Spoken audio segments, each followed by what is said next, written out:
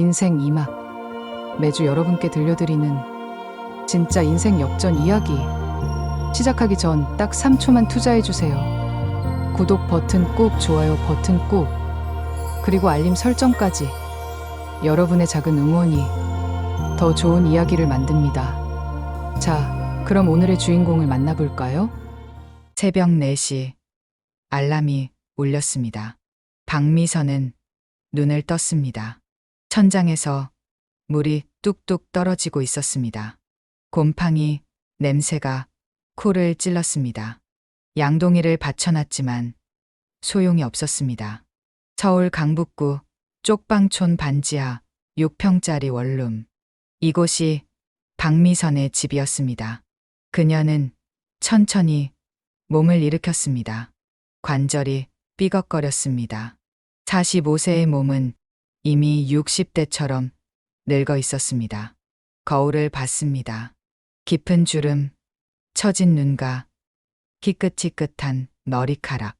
20년 전까지만 해도 달랐습니다. 그때는 강남에 30평 아파트가 있었습니다. 남편도 있었고 희망도 있었습니다. 하지만 모든 것이 무너졌습니다. 남편의 사업 실패, 50억 원의 빚더미, 그리고 심장마비. 남편이 세상을 떠난 후 박미선에게 남은 것은 아무것도 없었습니다. 고등학교 국어교사였던 그녀는 명예퇴직을 했습니다. 퇴직금은 남편의 빚을 갚는데 모두 사라졌습니다. 박미선은 부엌으로 갔습니다. 냉장고를 열었습니다. 달걀 2개, 김치, 밥 조금. 그게 전부였습니다. 월급 180만 원 중 월세 50만 원, 공과금 20만 원을 내면 110만 원이 남았습니다. 하지만 그 돈의 대부분은 아들에게 빼앗겼습니다. 아니, 빼앗긴다는 표현도 맞지 않았습니다. 폭력으로 뺏겼습니다. 엄마, 일어나. 밥 안 차려. 거실에서 아들 박지훈의 목소리가 들렸습니다. 고함이었습니다. 박미선은 손을 떨며 가스레인지에 불을 켰습니다. 라면을 끓이기 시작했습니다. 달걀 하나를 넣었습니다. 나머지 하나는 자신의 몫이었지만 그것도 아들이 빼앗아갈 것을 알고 있었습니다. 박지훈은 25세였습니다. 대학은 중퇴했습니다. 일은 하지 않았습니다. 유튜버가 되겠다며 하루 종일 집에만 있었습니다. 하지만 구독자는 50명도 되지 않았습니다. 그는 돈이 필요하면 어머니를 때렸습니다. 처음에는 욕설이었습니다. 그 다음은 밀치는 것이었습니다. 그리고 이제는 주먹이었습니다. 라면이 끓었습니다. 박미선은 그릇에 담아 거실로 갔습니다. 박지훈이 소파에 누워 핸드폰을 보고 있었습니다.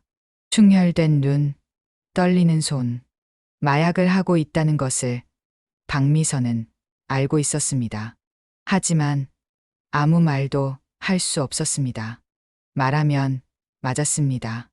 여기. 박미선이 라면을 식탁에 놓았습니다.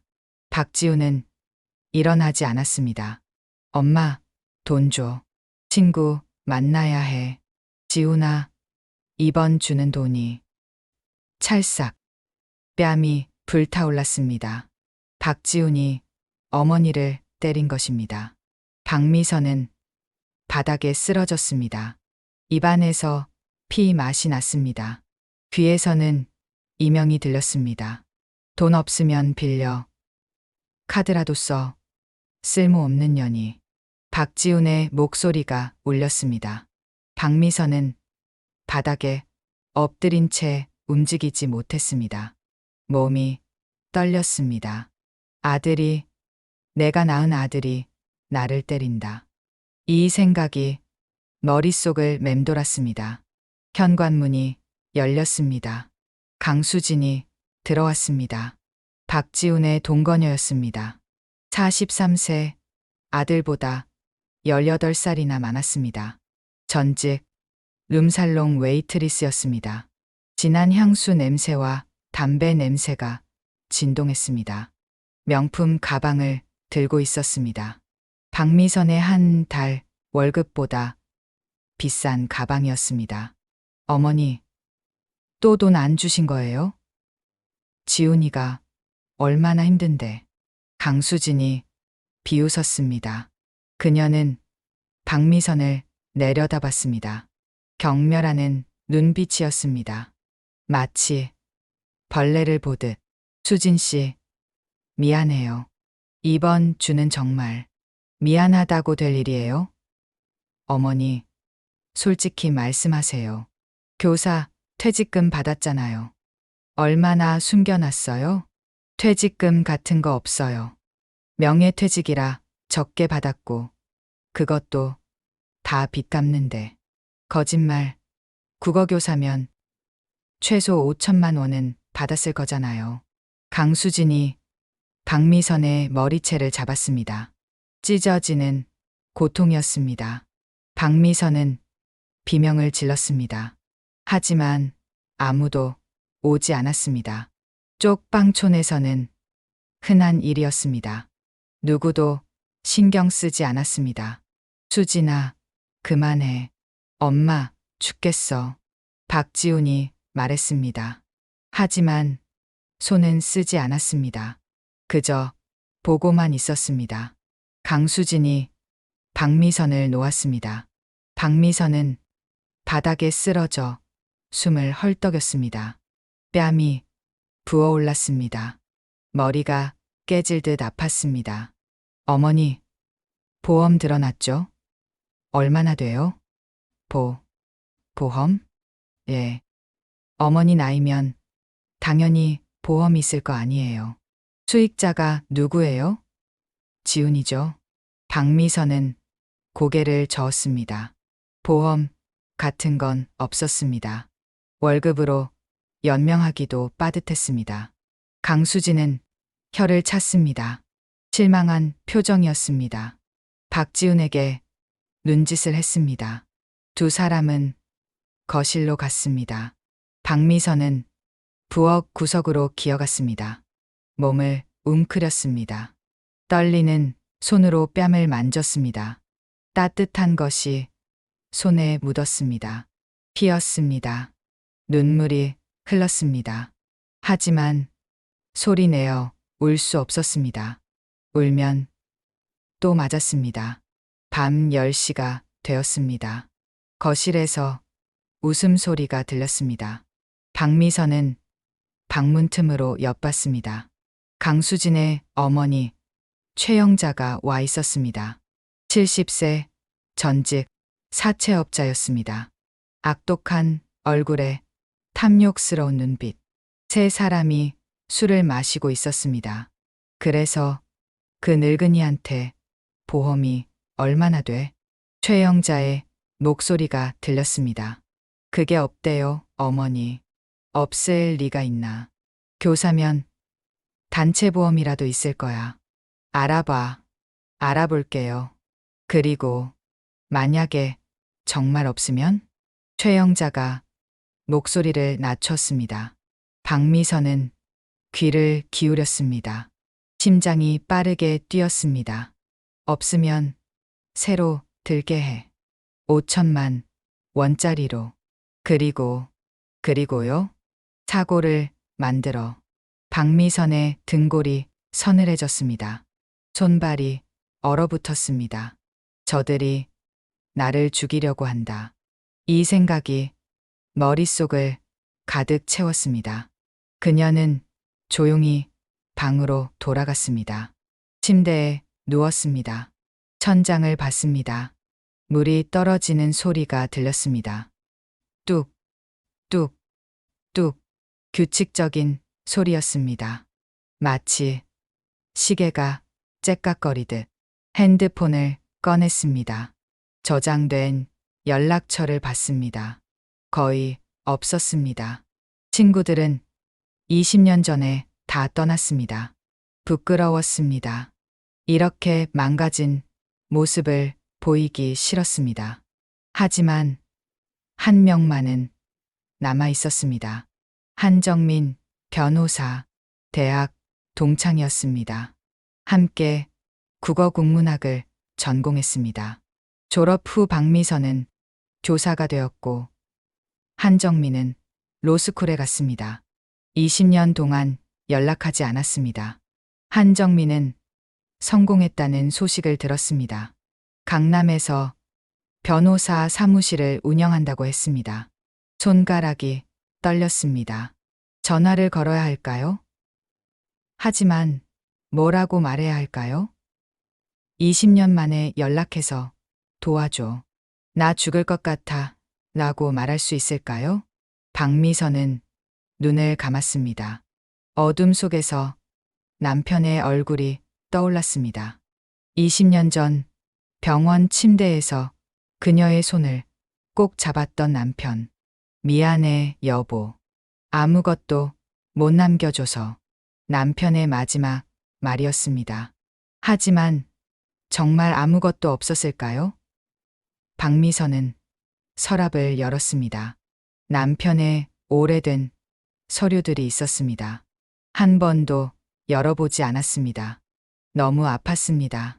하지만 이제는 열어봐야 할 것 같았습니다. 서류 봉투를 꺼냈습니다. 먼지가 풀풀 날렸습니다. 펼쳤습니다. 토지 등기부등본이었습니다.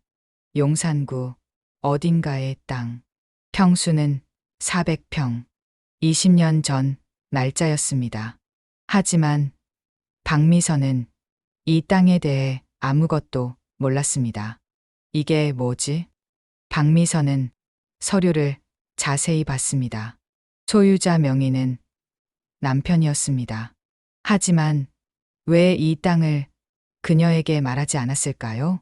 그때 봉투 안에서 편지 한 장이 나왔습니다. 남편의 필체였습니다. 손이 떨렸습니다. 편지를 펼쳤습니다. 여보, 이 편지를 읽고 있다면 내가 이 세상에 없다는 뜻이겠지. 미안하오. 당신에게 고생만 시켰소. 하지만 이것만은 남기고 싶었소.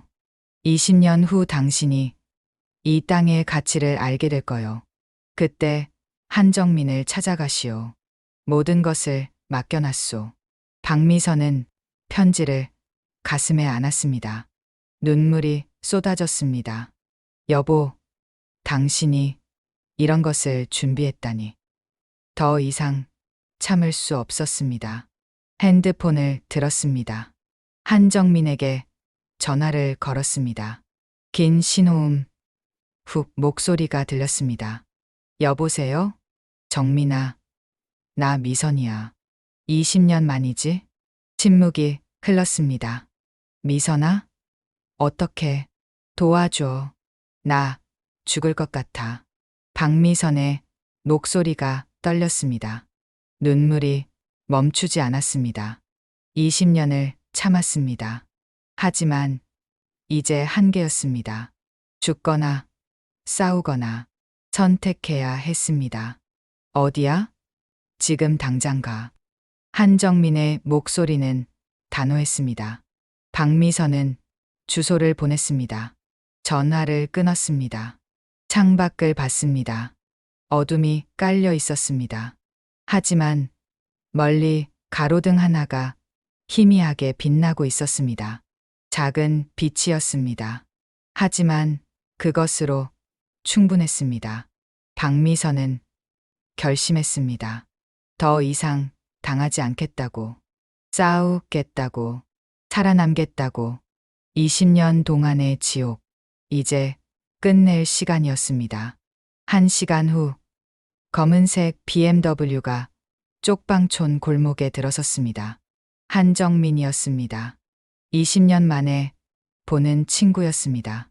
박미선은 현관 밖에서 기다리고 있었습니다. 차에서 내린 한정민은 명품 코트를 입고 있었습니다. 20년 전과 똑같이 우아했습니다. 미선아. 한정민은 박미선을 보고 눈물을 흘렸습니다. 박미선의 부은 얼굴, 멍든 뺨, 초췌한 모습. 한정민은 친구를 꼭 안았습니다. 미안해. 보여주기 싫었는데. 바보야. 왜 진작 연락 안 했어? 부끄러웠어. 이렇게 망가진 모습 보이기 싫었어. 두 사람은 근처 스문의 시간 카페로 갔습니다. 쪽방촌에서 조금 떨어진 곳이었습니다. 구석 자리에 앉았습니다. 한정민이 커피를 주문했습니다. 박미선은 손을 떨며 컵을 잡았습니다. 미선아, 천천히 얘기해봐. 무슨 일이야? 박미선은 모든 것을 털어놨습니다. 남편의 죽음, 빚더미, 아들의 폭력, 강수진의 착취, 그리고 최영자의 살해 음모. 말하는 내내 눈물이 멈추지 않았습니다. 한정민은 분노로 떨고 있었습니다. 미선아, 경찰에 신고해야 해.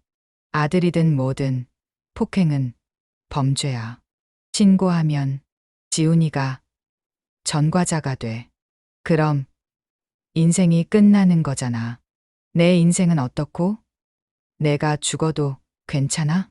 박미선은 대답하지 못했습니다. 한정민은 한숨을 쉬었습니다. 미선아, 근데 남편분이 남긴 편지 말이야. 그거 진짜야? 응. 토지 등기부등본도 있어. 박미선은 가방에서 서류를 꺼냈습니다. 한정민이 받아봤습니다. 눈이 커졌습니다. 미선아, 이거 용산구 재개발 예정지잖아? 재개발? 응. 2년 전에 확정됐어. 지금 이 땅 평당 시세가 최소 3천만 원이야. 박미선의 손이 떨렸습니다. 400평이면 120억 원? 응. 세금 떼고 해도 100억은 남을 거야. 박미선은 숨이 막혔습니다. 100억. 평생 상상도 못 한 돈이었습니다. 한정민이 말을 이었습니다. 남편분이 편지에 날 찾아가라고 했다며? 내가 관리하고 있었어. 20년 전 내 남편이 돌아가시기 직전에 날 찾아왔어. 모든 걸 맡기셨어. 아내한테는 비밀로 해달라. 20년 후에 알려달라고. 박미선은 눈물이 쏟아졌습니다. 여보, 당신이 그렇게까지. 왜 20년이야? 재개발 확정 시점을 예상하신 거야. 그때까지는 땅값이 오르지 않으니까. 내가 알면 팔아버릴까봐 걱정하신 거지. 그럼 정민이, 너는 20년 동안 나한테 아무 말도 안 하고 남편분 유언이었어. 지키려고 했어. 그리고 솔직히 말하면 너한테 연락하고 싶었어. 근데 내가 먼저 연락 끊었잖아. 부끄럽다고. 박미선은 고개를 숙였습니다. 자신이 먼저 도망쳤던 것이 맞았습니다. 친구들이 떠난 게 아니라 자신이 떠난 것이었습니다. 미안해, 정민아. 괜찮아. 이제라도 연락해줘서 고마워. 한정민은 가방에서 또 다른 서류를 꺼냈습니다. 미선아, 나 지난 일주일 동안 조사를 좀 했어. 내 아들이랑 그 여자, 그리고 그 여자 어머니에 대해서. 조사를? 응. 사립탐정을 고용했어. 한정민이 서류를 펼쳤습니다. 사진들이 있었습니다. 강수진이 다른 남자와 모텔에 들어가는 사진, 고급 레스토랑에서 식사하는 사진, 명품 가게에서 쇼핑하는 사진. 강수진은 지금 남자가 셋이야. 내 아들 50대 건설업자, 30대 의사, 셋한테서 동시에 돈을 받고 있어. 박미선은 사진을 하나하나 넘겼습니다. 강수진의 얼굴에는 환한 미소가 걸려 있었습니다. 지훈이와 함께 있을 때와는 완전히 다른 표정이었습니다. 그리고 이건 최영자 기록이야. 한정민이 또 다른 서류를 내밀었습니다. 최영자의 과거, 범죄 기록이었습니다. 불법 채권 추심, 폭행, 감금. 2000년에는 살인, 교사 혐의로 기소되었으나 증거 불충분으로 무죄. 살인 교사?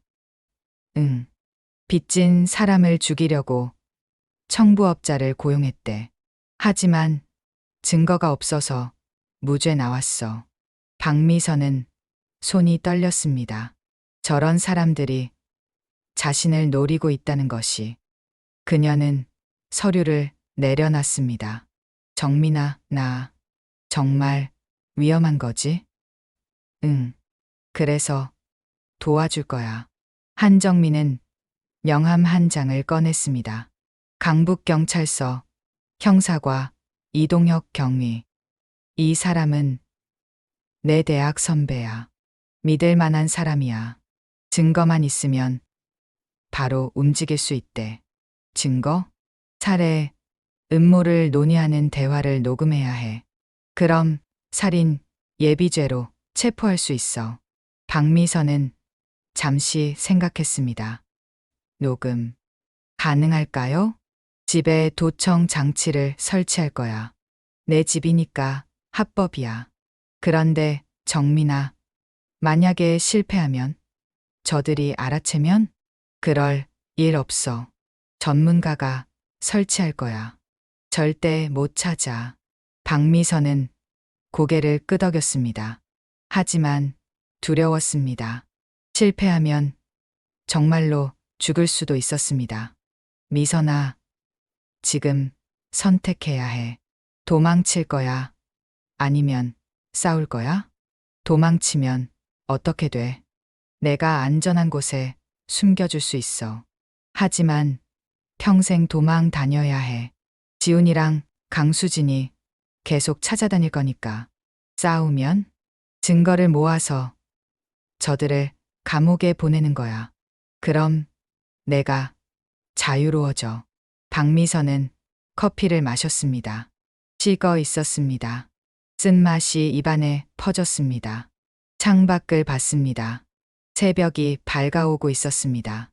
싸울게. 정말? 응. 20년을 도망 다녔어. 이제는 싸우고 싶어. 한정민은 박미선의 손을 잡았습니다. 알았어.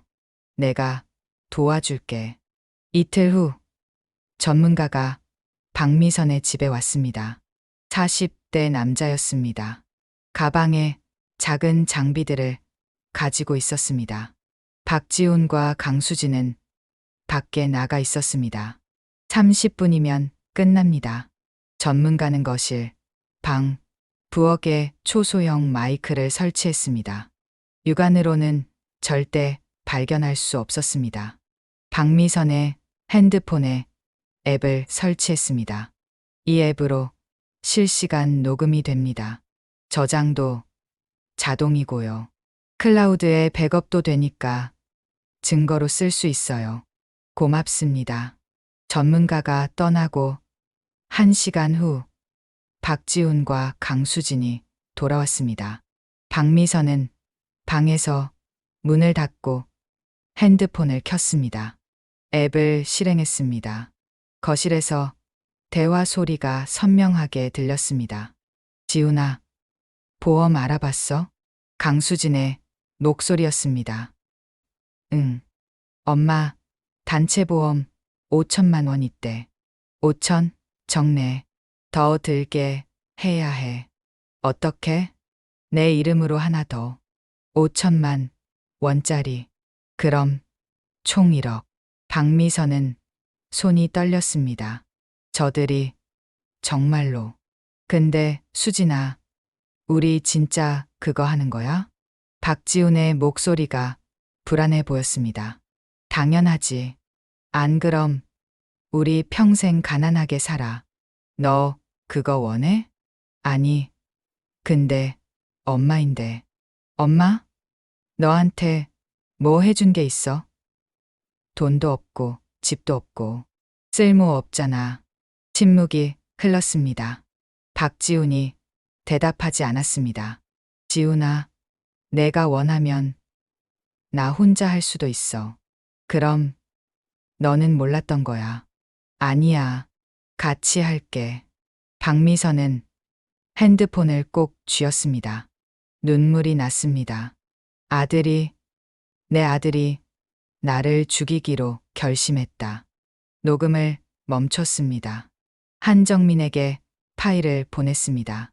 곧 전화가 왔습니다. 미선아, 이거 증거로 쓸 수 있어. 하지만 더 확실한 게 필요해. 더? 응. 구체적인 계획을 논의하는 대화. 언제, 어디서, 어떻게 할 건지. 그게 있어야 살인 예비죄로 확실하게 기소할 수 있어. 알았어. 기다릴게. 일주일이 지났습니다. 박미선은 매일 녹음을 들었습니다.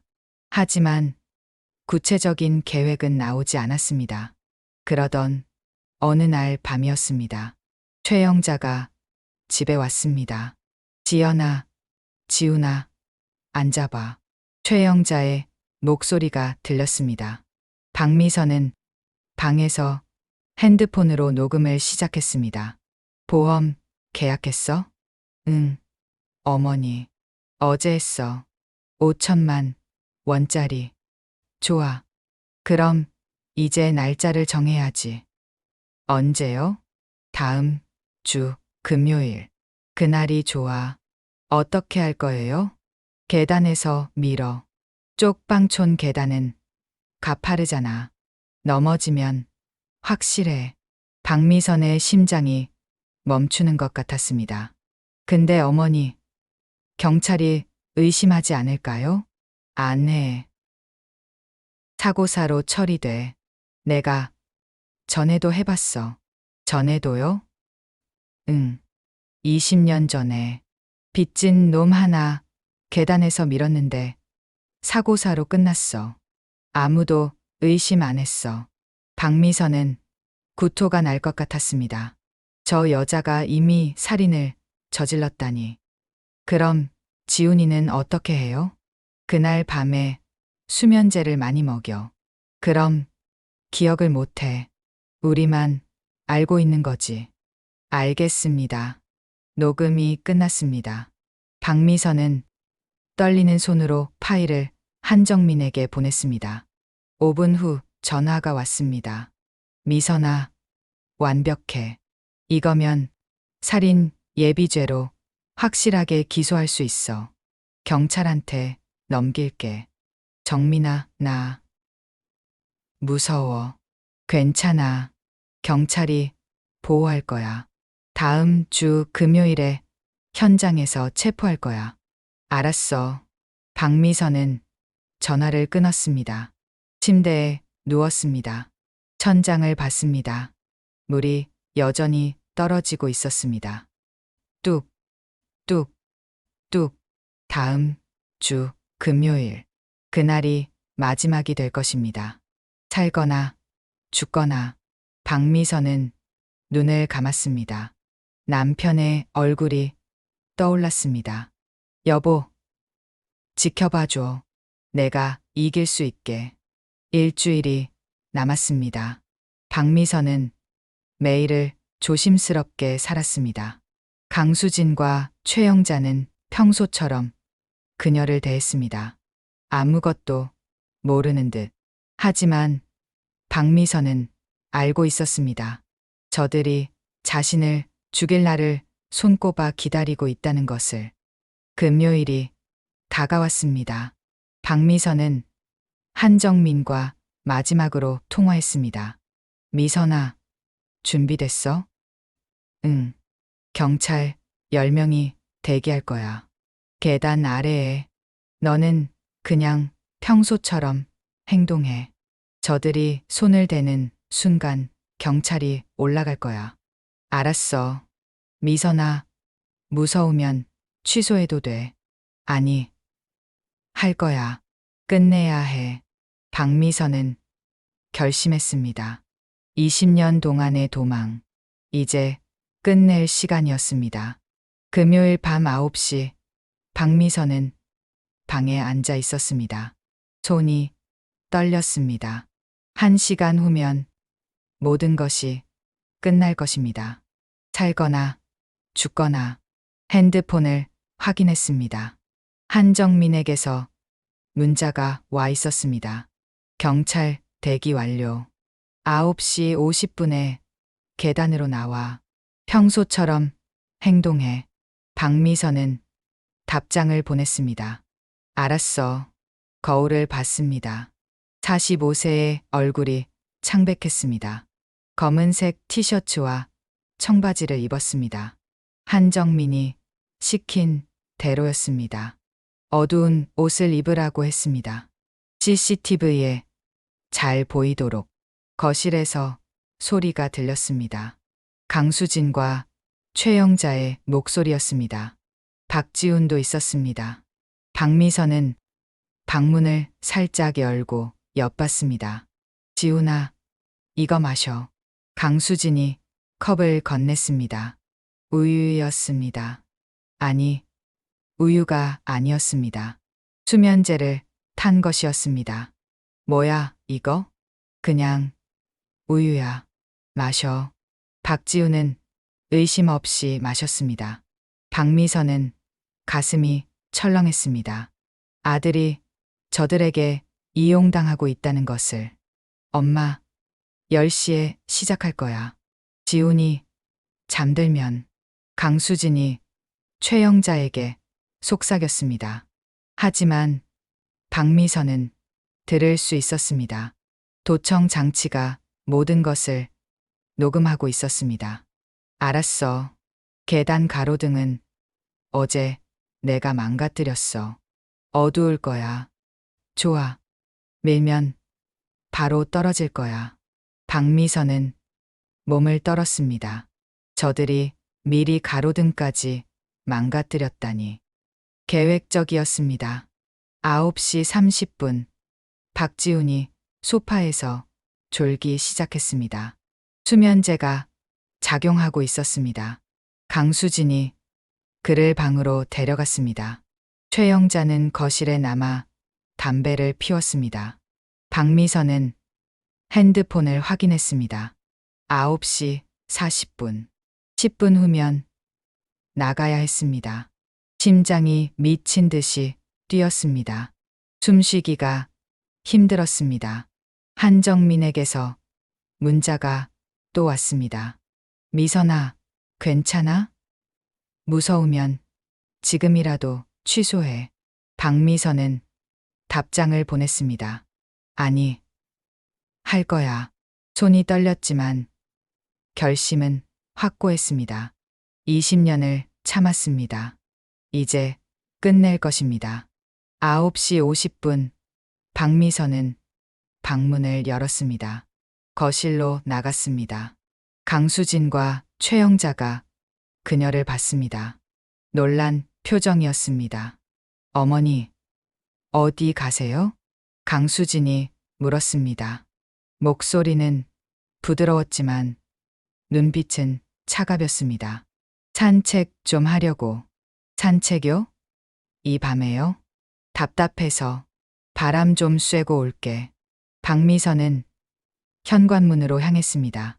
강수진과 최영자가 눈빛을 교환했습니다. 그들도 일어났습니다. 어머니, 위험해요. 저희가 같이 갈게요. 괜찮아. 아니에요. 밤에 혼자 다니시면 안 돼요. 강수진이 따라왔습니다. 최영자도 뒤따랐습니다. 박미선은 계단으로 향했습니다. 가로등이 꺼져 있었습니다. 어둠이 짙었습니다. 계단 중간쯤에서 멈췄습니다. 뒤를 돌아봤습니다. 강수진과 최영자가 천천히 다가오고 있었습니다. 그들의 얼굴은 어둠 속에서 희미하게 보였습니다. 어머니, 조심하세요. 계단이 가파르니까. 강수진의 목소리였습니다. 하지만 그 속에는 다른 의미가 담겨 있었습니다. 박미선은 난간을 잡았습니다. 녹슨 철제 난간이 차갑게 느껴졌습니다. 아래를 내려다 봤습니다. 계단 밑은 어두웠습니다. 경찰이 대기하고 있을 것입니다. 하지만 보이지 않았습니다. 어머니, 왜 여기 서 계세요? 최영자가 물었습니다. 그녀는 박미선 바로 뒤에 서 있었습니다. 손을 들 수 있는 거리였습니다. 그냥 생각 좀 하려고. 무슨 생각이요? 인생에 대해서. 인생요? 최영자가 비웃었습니다. 강수진도 웃었습니다. 차갑고 잔인한 웃음이었습니다. 어머니, 인생은 이미 끝났잖아요. 돈도 없고, 집도 없고, 아무것도 없잖아요. 강수진이 말했습니다. 한 걸음 더 다가왔습니다. 맞아요. 어르신 같은 분은 없는 게 나아요. 누구한테도 도움 안 되고, 집만 되고. 최영자도 다가왔습니다. 이제 박미선을 둘러싸고 있었습니다. 박미선은 숨을 참았습니다. 지금이었습니다. 저들이 움직일 것입니다. 자, 이제. 최영자가 속삭였습니다. 강수진이 손을 들었습니다. 박미선의 등을 향해. 그 순간 박미선은 소리쳤습니다. 지금. 하지만 아무 일도 일어나지 않았습니다. 계단 아래에서 아무도 올라오지 않았습니다. 경찰이 없었습니다. 강수진과 최영자가 멈췄습니다. 놀란 표정으로 박미선을 봤습니다. 뭐라고요? 지금이라고 했는데 박미선의 목소리가 떨렸습니다. 무언가 잘못됐습니다. 경찰은 어디 있습니까? 어머니, 누구한테 말하는 거예요? 강수진이 의심스러운 눈빛으로 물었습니다. 박미선은 핸드폰을 꺼냈습니다. 한정민에게 전화를 걸었습니다. 하지만 받지 않았습니다. 다시 걸었습니다. 여전히 받지 않았습니다. 어머니, 혹시 누구한테 우리 얘기했어요? 최영자가 물었습니다. 목소리가 날카로워졌습니다. 아, 아니, 거짓말. 누구한테 말했어. 최영자가 박미선의 팔을 잡았습니다. 강하게 움켜쥐었습니다. 아팠습니다. 경찰한테 신고했지? 그렇지. 아니야. 박미선은 팔을 빼려고 했습니다. 하지만 최영자의 힘이 셌습니다. 강수진도 다가와 박미선의 다른 팔을 잡았습니다. 어머니, 우리를 함정에 빠뜨리려고 했어요? 아니야, 놔줘. 박미선은 몸부림쳤습니다. 하지만 두 사람이 그녀를 난간 쪽으로 밀었습니다. 등이 난간에 닿았습니다. 조금만 더 밀리면 떨어질 것입니다. 나, 제발. 이미 늦었어. 어차피 오늘 죽을 거였잖아. 그냥 조금 일찍 보내주는 거야. 최영자가 비웃었습니다. 박미선을 더 세게 밀었습니다. 안 돼. 박미선은 비명을 질렀습니다. 몸이 난간 너머로 기울었습니다. 발이 땅에서 떨어졌습니다. 떨어지고 있었습니다. 그때였습니다. 경찰이다. 손들어. 계단 아래에서 목소리가 들렸습니다. 플래시가 터졌습니다. 경찰들이 올라오고 있었습니다.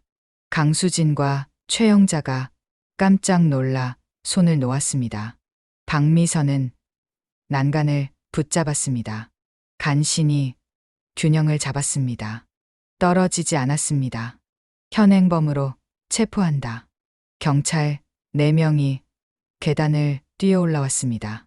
강수진과 최영자에게 수갑을 채웠습니다. 이게 무슨 짓이야? 최영자가 소리쳤습니다. 살인 미수 및 폭행죄로 체포합니다. 묵비권을 행사할 수 있습니다. 경찰의 목소리는 단호했습니다. 강수진은 얼굴이 새하얗게 변했습니다. 최영자는 박미선을 노려봤습니다. 박미선, 내가 우리를 팔았어. 박미선은 대답하지 않았습니다. 난간에 기댄 채 숨을 헐떡였습니다. 다리에 힘이 풀렸습니다. 한정민이 계단을 올라왔습니다. 박미선을 부축했습니다. 미선아, 괜찮아? 정민아, 왜 이렇게 늦게? 미안해. 경찰이 증거를 더 확보하려고 기다렸대. 내가 위험한 순간까지. 박미선은 눈물이 났습니다. 한정민을 꼭 안았습니다. 무서웠어. 정말 죽는 줄 알았어. 이제 괜찮아. 끝났어. 경찰차가 도착했습니다.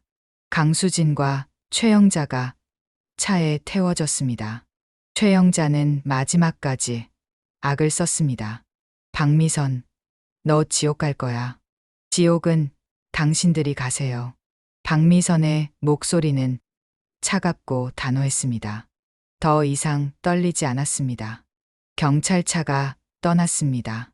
박미선은 계단에 주저앉았습니다. 한정민이 옆에 앉았습니다. 미선아, 이제 집에 가자. 응.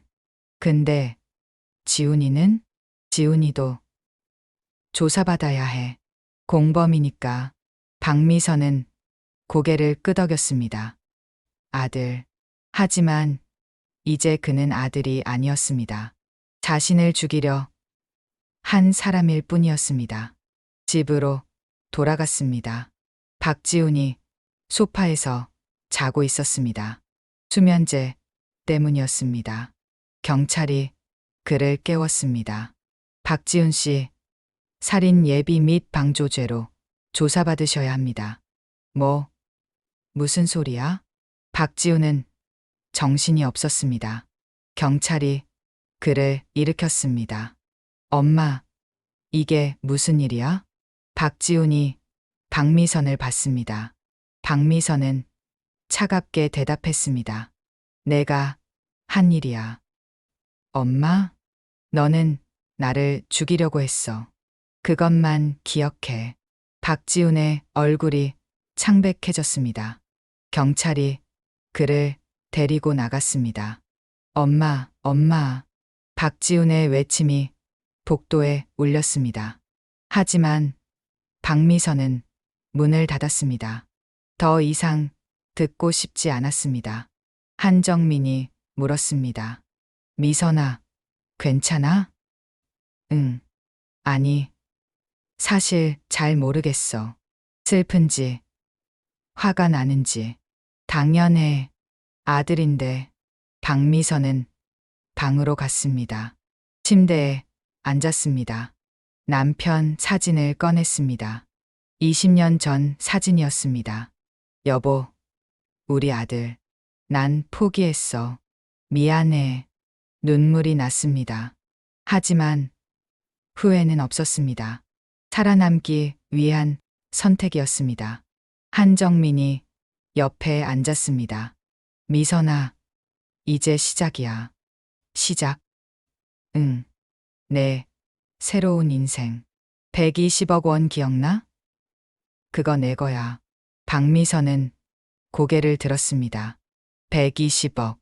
잊고 있었습니다. 정민아, 나 이제 뭘 해야 해? 원하는 거 해. 여행 가도 되고, 새 집 사도 되고. 자유야. 자유. 박미선은 그 단어를 곱씹었습니다. 45년을 살면서 한 번도 가져본 적 없는 것이었습니다. 정민아, 나 여기서 나가고 싶어. 지금? 응. 당장. 한정민은 웃었습니다. 그래. 가자. 내 차 있어. 두 사람은 짐을 쌌습니다. 많지 않았습니다. 옷 몇 벌, 남편 사진, 서류들. 그게 전부였습니다. 쪽방촌을 떠났습니다. 뒤돌아보지 않았습니다. 20년의 지옥이 뒤에 남았습니다. 차 안에서 박미선은 창밖을 봤습니다. 서울 야경이 흘러갔습니다. 불빛들이 반짝였습니다. 정민아, 나 정말 괜찮을까? 응, 괜찮을 거야. 어떻게 알아? 너는 20년을 버텼잖아. 이제 행복할 차례야.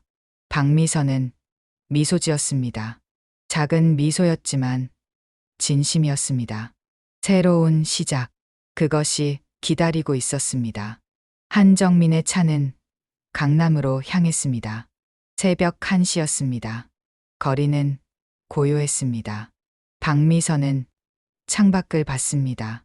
한강이 보였습니다. 다리 위의 불빛들이 물에 반사되어 반짝였습니다. 미선아, 오늘은 내 집에서 자. 정민이 집? 응. 혼자 있으면 안 돼. 너무 힘든 하루였잖아.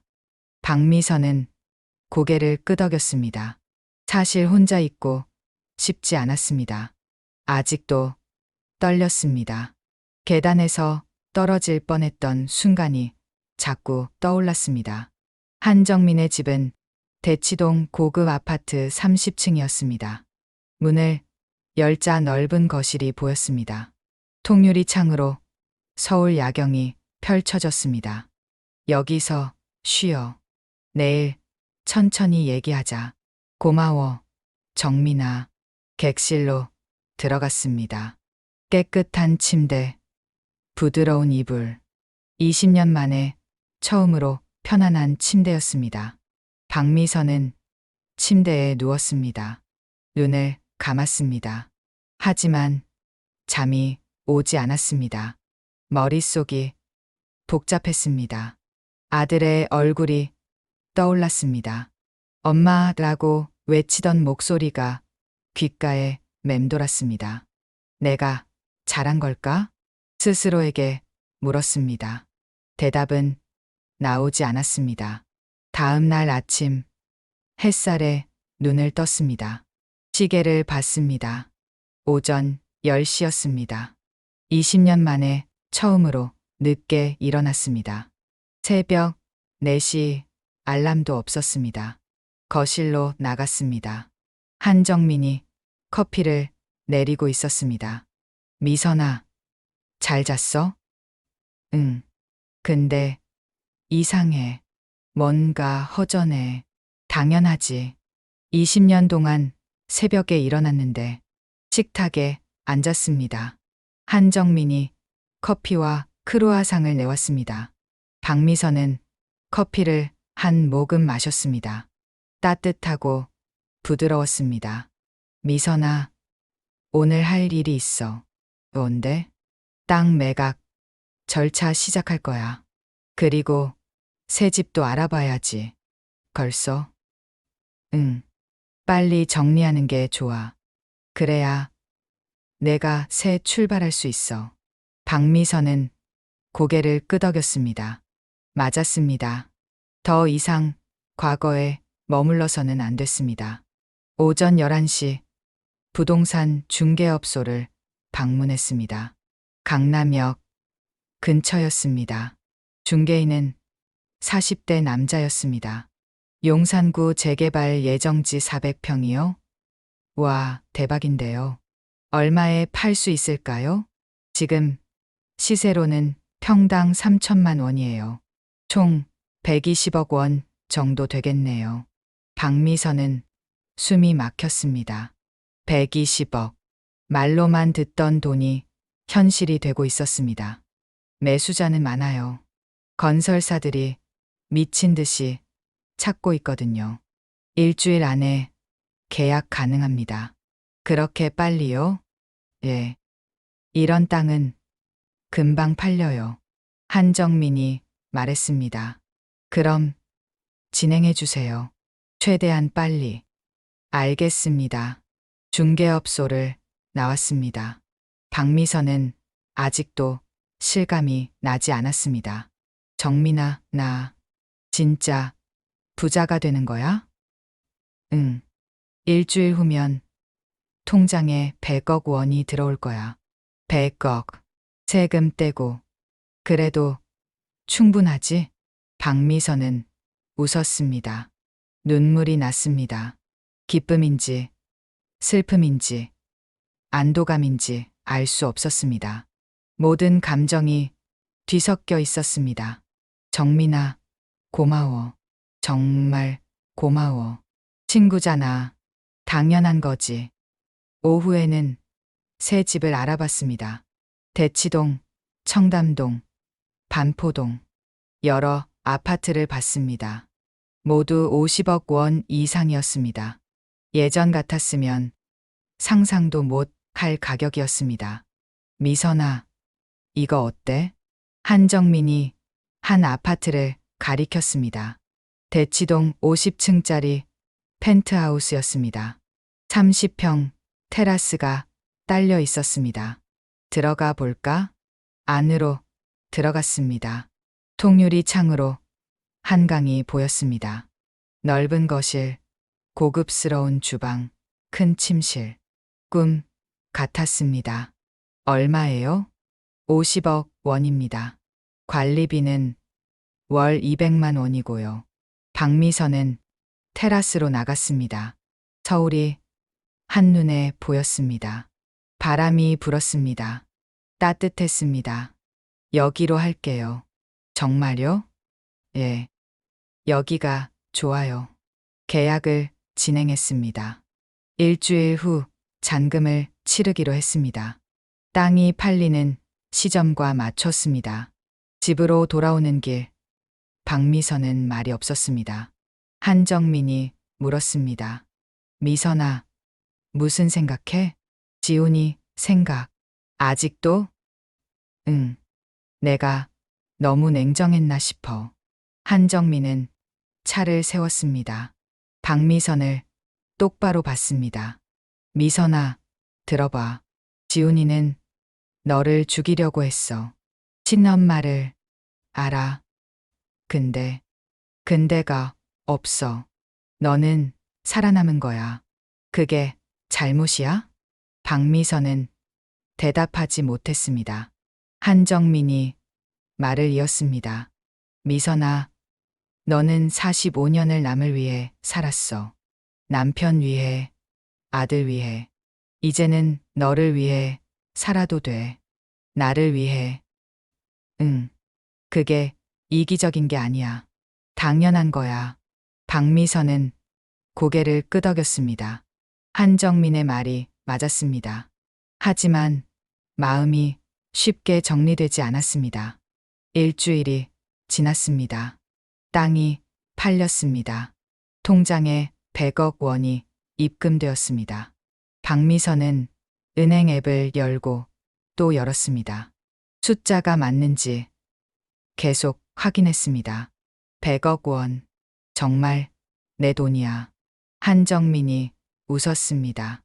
그래, 내 돈이야. 마음껏 써.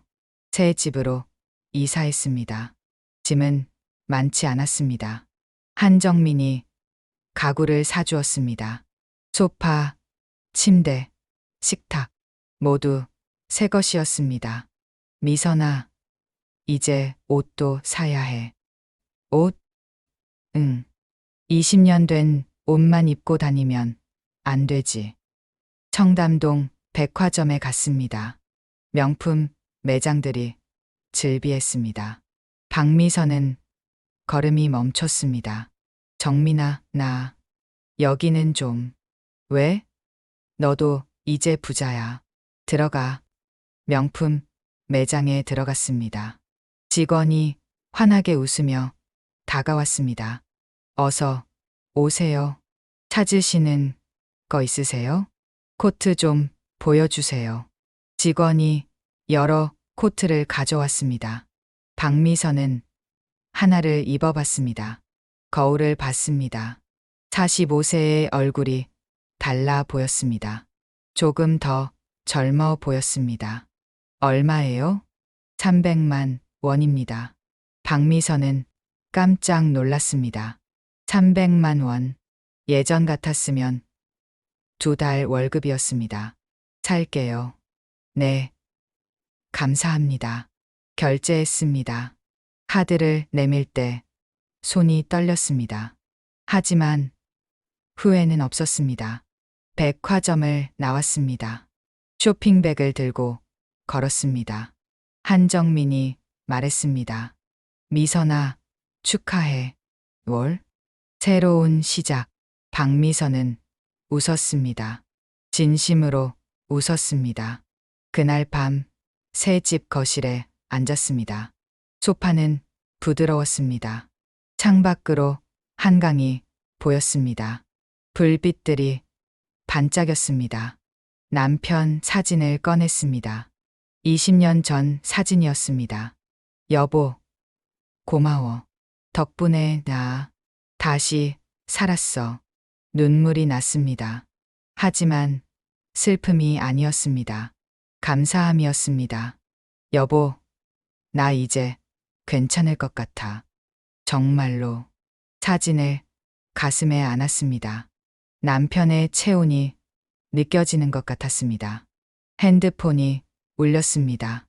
모르는 번호였습니다. 받았습니다. 여보세요?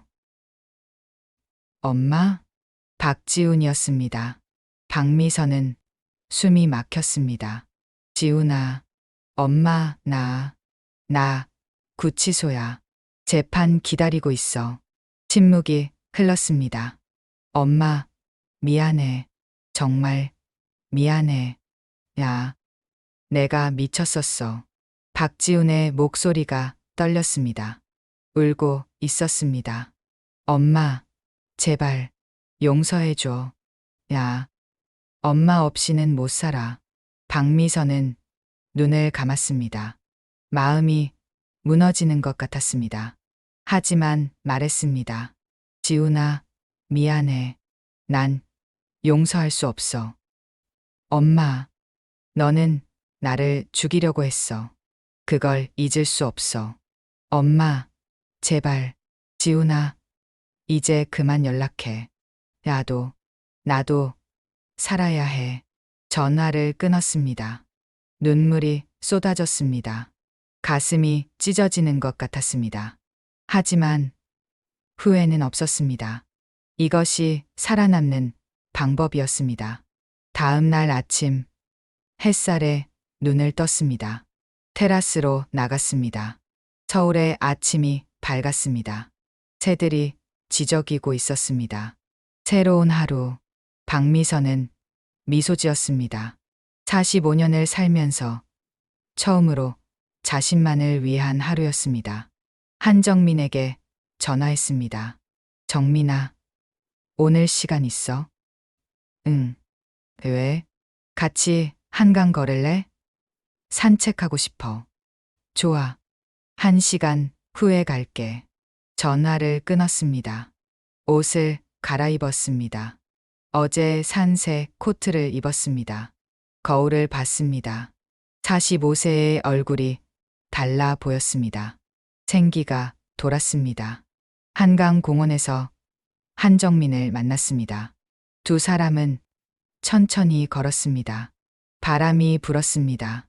따뜻했습니다. 미선아, 이제 뭐 하고 싶어?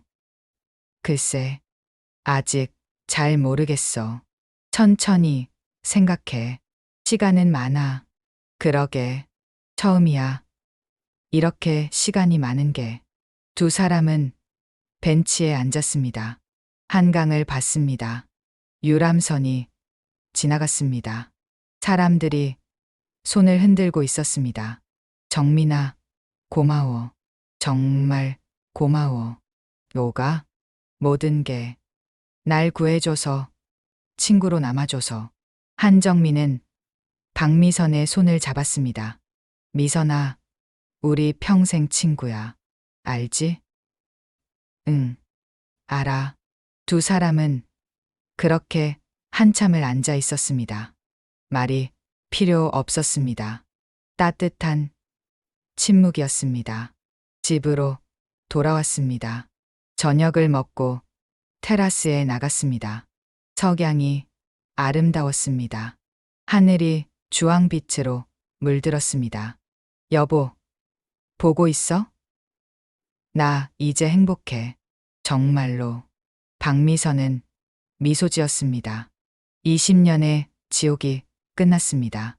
새로운 봄이 시작되고 있었습니다. 핸드폰을 켰습니다. 박지훈의 번호를 차단했습니다. 더 이상 흔들리고 싶지 않았습니다. 미안해, 지훈아. 하지만 나도 살아야 해. 창밖을 봤습니다. 서울의 야경이 반짝이고 있었습니다. 아름다웠습니다. 이제 시작이야. 진짜 내 인생. 박미선은 깊은 숨을 들이쉬었습니다. 공기가 달랐습니다. 자유의 공기였습니다. 내일은 어떤 하루일까요? 기대되었습니다. 45년 만에 처음으로 내일이 기대되었습니다. 3개월이 지났습니다. 박미선은 강남 서점에 서 있었습니다. 책장 앞이었습니다. 손가락으로 책등을 쓸어내렸습니다. 이방인, 변신, 오만과 편견. 오래전 학생들에게 가르쳤던 책들이었습니다. 사장님, 이 책 주세요. 손님이었습니다. 20대 여학생이었습니다. 박미선은 계산대로 갔습니다. 1만 5천 원입니다. 카드 되죠? 네, 됩니다. 결제가 끝났습니다. 학생이 나갔습니다. 박미선은 다시 책장을 정리했습니다. 이곳은 그녀의 서점이었습니다. 다시 봄이라는 이름의 작은 서점이었습니다. 강남역에서 걸어서 5분 거리였습니다. 20평 남짓한 공간이었습니다. 하지만 따뜻했습니다. 문이 열렸습니다. 한정민이었습니다. 미선아, 손님 많아? 아니, 한가해. 앉아. 한정민이 의자에 앉았습니다. 박미선이 커피를 내렸습니다. 서점 한쪽에는 작은 카페 공간이 있었습니다. 미선아, 장사는 어때? 돈은 별로 못 벌어. 하루에 책 4-5권. 그래도 좋아 보여. 응, 좋아. 돈보다 마음이 편해. 박미선은 창밖을 봤습니다. 거리에 사람들이 오갔습니다. 평범한 가을 오후였습니다. 정민아, 나 요즘 생각해. 뭘? 내가 정말 행복한가? 한정민은 커피를 마셨습니다. 기다렸습니다. 행복해. 근데 가끔 허전해. 뭔가 빈 것 같아. 지훈이 때문에? 박미선은 고개를 끄덕였습니다. 3개월 동안 연락 안 했어. 전화도 차단했고. 근데 꿈에 나와. 어렸을 때 지훈이가. 그럴 수 있어. 아들인데 내가 너무 냉정했나? 한정민은 박미선의 손을 잡았습니다. 미선아, 너는 살아남은 거야. 그게 냉정한 게 아니야. 알아. 근데 말을 잇지 못했습니다. 복잡했습니다. 미선아, 지훈이 재판 다음 주야. 알지? 응. 검사한테서 연락 왔어. 갈 거야? 박미선은 대답하지 않았습니다. 가야 할까요? 가지 말아야 할까요? 밤이 되었습니다. 서점 문을 닫았습니다. 집으로 돌아왔습니다. 펜트하우스 거실은 고요했습니다. 혼자였습니다. 테라스로 나갔습니다. 서울 야경이 펼쳐졌습니다. 바람이 불었습니다. 차가워졌습니다. 가을이 깊어지고 있었습니다. 여보, 나 어떻게 해야 할까? 남편 사진을 봤습니다. 20년 전 사진이었습니다. 남편은 웃고 있었습니다. 지훈이 재판에 가야 할까? 아니면 가지 말아야 할까? 대답은 없었습니다. 바람 소리만 들렸습니다. 핸드폰을 꺼냈습니다. 박지훈의 번호 차단을 해제했습니다. 전화를 걸었습니다. 긴 신호음이 울렸습니다. 여보세요? 박지훈의 목소리였습니다. 3개월 만이었습니다. 지훈아, 나야. 침묵이 흘렀습니다. 엄마? 응. 엄마. 왜? 박지훈의 목소리가 떨렸습니다. 다음 주 재판 간다. 엄마, 정말? 응. 가볼게. 엄마, 고마워. 정말 고마워. 박미선은 전화를 끊었습니다. 가슴이 답답했습니다. 이게 맞는 걸까요? 일주일이 지났습니다. 재판날이었습니다. 서울중앙지방법원 417호 법정이었습니다. 박미선은 방청석에 앉았습니다. 한정민이 옆에 있었습니다. 미선아, 괜찮아? 응, 괜찮아. 하지만 손이 떨렸습니다. 문이 열렸습니다. 박지훈이 들어왔습니다. 수감복을 입고 있었습니다. 얼굴은 헬쑥했습니다. 살이 많이 빠졌습니다. 박지훈이 방청석을 봤습니다. 박미선과 눈이 마주쳤습니다. 박지훈의 눈에 눈물이 고였습니다. 엄마, 박미선은 고개를 끄덕였습니다. 말은 하지 않았습니다. 판사가 입장했습니다. 재판이 시작되었습니다. 피고인 박지훈, 살인 예비 및 방조죄로 기소되었습니다. 검사가 일어났습니다. 피고인은 어머니를 살해하려는 음모를 알면서도 방조했습니다. 징역 3년을 구형합니다. 변호사가 일어났습니다. 피고인은 깊이 반성하고 있습니다. 선처를 부탁드립니다. 판사가 박지훈을 봤습니다. 피고인, 할 말 있습니까? 박지훈이 일어났습니다. 방청석을 봤습니다. 박미선을 봤습니다. 판사님, 제가 정말 잘못했습니다.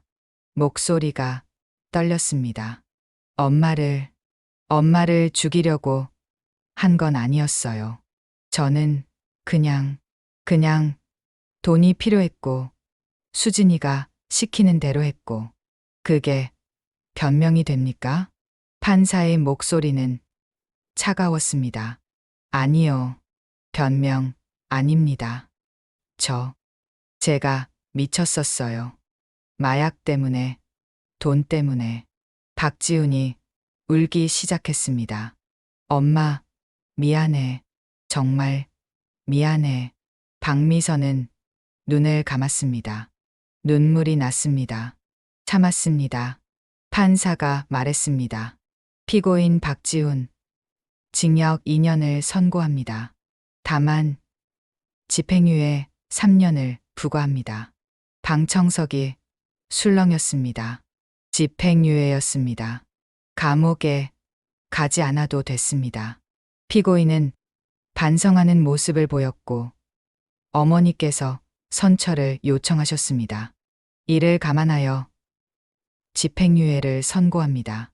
박지훈이 박미선을 봤습니다. 눈물이 쏟아졌습니다. 엄마, 박미선은 일어났습니다. 법정을 나갔습니다. 복도에서 멈췄습니다.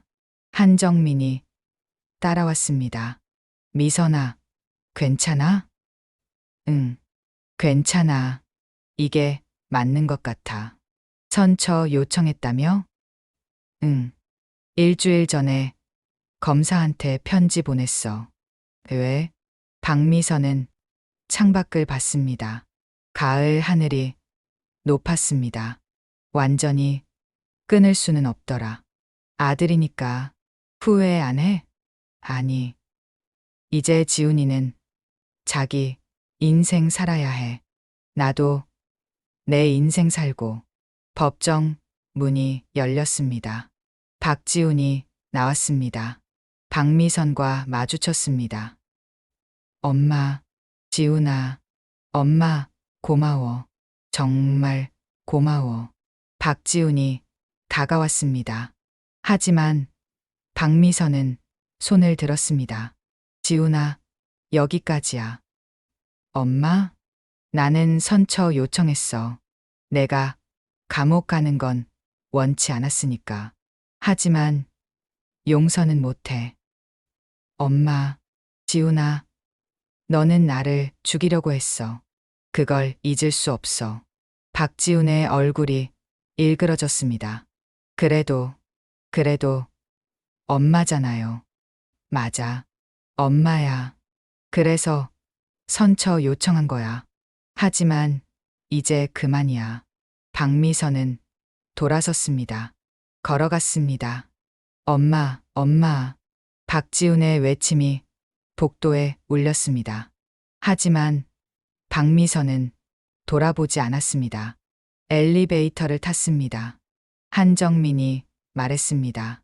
미선아, 힘들지? 응, 힘들어. 근데 이게 맞는 것 같아. 잘했어. 1층에 내렸습니다. 법원을 나왔습니다. 햇살이 눈부셨습니다. 정민아, 점심 먹으러 갈래? 그래. 뭐 먹을래? 파스타. 오랜만에 맛있는 거 먹고 싶어. 두 사람은 차에 올랐습니다. 강남으로 향했습니다. 레스토랑은 한강이 보이는 곳이었습니다. 창가 자리에 앉았습니다. 파스타를 주문했습니다. 미선아, 서점은 계속할 거야? 응. 좋아. 책 읽고, 손님 맞고, 평화로워. 돈은? 충분해. 100억 있으면 평생 살 수 있잖아. 한정민은 웃었습니다. 그래. 내 말이 맞아. 파스타가 나왔습니다. 박미선은 한 입 먹었습니다. 맛있었습니다. 정민아, 고마워. 또? 응. 항상 고마워. 친구잖아. 두 사람은 천천히 식사했습니다. 서두르지 않았습니다. 시간이 많았습니다. 식사를 마치고 한강공원을 걸었습니다. 단풍이 아름다웠습니다. 빨강, 노랑, 주황. 가을이었습니다. 미선아, 행복해? 응, 행복해. 정말? 응. 가끔 외롭고 가끔 허전하지만 그래도 행복해. 벤치에 앉았습니다. 한강을 봤습니다. 유람선이 지나갔습니다. 정민아, 나 여행 가려고. 여행? 응, 유럽. 한 달 정도. 좋네. 언제? 다음 달. 서점은 아르바이트생한테 맡기고. 혼자? 응, 혼자 가보고 싶어. 한정민은 고개를 끄덕였습니다. 잘 다녀와. 사진 많이 찍고. 응, 그럴게. 집으로 돌아왔습니다. 테라스에 앉았습니다. 석양이 아름다웠습니다. 남편 사진을 꺼냈습니다. 여보, 나 이제 괜찮아. 정말로. 눈물이 났습니다. 하지만 슬픔이 아니었습니다. 여보, 고마워. 덕분에 나 자유야. 사진을 가슴에 안았습니다. 따뜻했습니다. 핸드폰을 켰습니다. 메시지가 와 있었습니다. 박지훈이었습니다. 엄마, 진짜 미안해. 나 열심히 살게. 엄마도 행복해. 사랑해. 박미선은 답장하지 않았습니다. 읽었다는 표시만 남겼습니다. 그것으로 충분했습니다. 창밖을 봤습니다. 서울의 야경이 반짝이고 있었습니다. 아름다웠습니다. 45년을 살았어. 이제 시작이야. 박미선은 미소 지었습니다. 진심으로 웃었습니다. 내일은 서점에 갈 것입니다. 책을 읽고 손님을 맞을 것입니다. 평범한 하루일 것입니다. 하지만 그것으로 충분했습니다. 다음 달에는 유럽에 갈 것입니다. 파리의 카페에서 커피를 마실 것입니다. 혼자서 자유롭게. 박미선은 더 이상 누군가의 아내도 누군가의 어머니도 아니었습니다. 그녀는 박미선이었습니다. 45년 만에 찾은 자신이었습니다. 나는 박미선이야. 자유로운 여자. 바람이 불었습니다. 따뜻했습니다. 봄이 오고 있었습니다. 20년의 지옥이 끝났습니다. 새로운 봄이 시작되었습니다. 박미선의 이야기는 계속될 것입니다. 자유롭게, 당당하게, 아름답게. 1년 후, 박미선은 유럽 여행에서 돌아왔습니다. 서점은 작지만 단골 손님들로 따뜻했습니다. 박지우는 가끔 문자를 보냈습니다. 박미선은 읽기만 했습니다. 그것으로 충분했습니다. 한정민과는 매주 한강을 걸었습니다. 두 사람은 늙어가고 있었습니다. 하지만 행복했습니다. 박미선은 배웠습니다. 용서보다 중요한 것은 자신을 지키는 것이라고. 사랑보다 중요한 것은 자신을 사랑하는 것이라고. 그녀의 서점 다시. 봄은 오늘도 문을 엽니다. 작지만 따뜻한 공간입니다. 박미선이 있는 곳입니다. 자유로운 여자가 있는 곳입니다. 인생에서 가장 중요한 건 넘어지지 않는 것이 아니라 다시 일어서는 용기입니다. 오늘의 고민도 어제의 후회도 모두 내일의 힘이 될 수 있습니다. 여기 인생이막에서는 매주 새로운 시작의 이야기를 전합니다. 구독과 좋아요로 함께 해주세요. 여러분의 이야기도 댓글로 나눠주세요. 다음 이야기에서 또 만나요. 인생이막이 늘 여러분과 함께합니다.